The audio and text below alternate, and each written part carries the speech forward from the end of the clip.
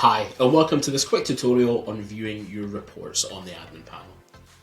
On the report screen, you'll be able to view the range of different reports available on your software package. In this example, we'll select our total sales report. When the report is opened, you can view the current day's sales reporting, and you can group this either by total or by day, and also customize the range of the reports. You can also filter the reports by order type, so whether that's from eat-in, takeaway, delivery, collection or drive-through orders, and you can tick these relevant checkboxes. If none are ticked, all will be available.